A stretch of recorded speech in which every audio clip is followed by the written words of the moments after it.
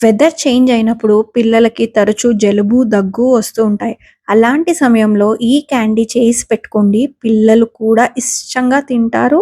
తయారు చేయడం అయితే చాలా చాలా ఈజీ. ఇందుకు ఒక అల్లం ముక్క తీసుకున్నాను ఇంత. దాన్ని మంచిగా తీసేసి చిన్న పీసెస్‌గా కట్ చేసుకొని ఒక మిక్సర్‌లోకి అల్లము, ఇంకా మిరియాలు, కొంచెం లవంగం కూడా ఏసి గ్రైండ్ చేసుకోవాలి. తర్వాత కొన్ని వాటర్ యాడ్ చేసుకొని మళ్ళీ గ్రైండ్ చేసుకున్నాను. అప్పుడు మంచి లిక్విడ్ ఫార్మ్ వచ్చేస్తుందనమాట. ఇప్పుడు పాన్‌లో కొంచెం నెయ్యి వేసుకొని ఒక కప్పు బెల్లం వేసుకుంటున్నాను. ఇది మొత్తం బెల్లం కరిగించేసేయాలి. ఇలా వాటర్ యాడ్ చేయకుండానే. ఇప్పుడు ఇక్కడ మనం ప్రిపేర్ చేసుకున్న జింజర్‌ది ఉంది కదా! అది కొంచెం కొంచెం యాడ్ చేసుకుంటూ ఇలా లిక్విడ్ కన్సిస్టెన్సీలో వచ్చాక దీన్ని కొంచెం బాగా కుక్ చేయాలి. కుక్ చేసినాక కొంచెం వాటర్‌లోకి ఏసి చూస్తే మీకు తెలుస్తుందనమాట. అది గట్టిగా అవుతాయి క్యాండీస్ లాగా.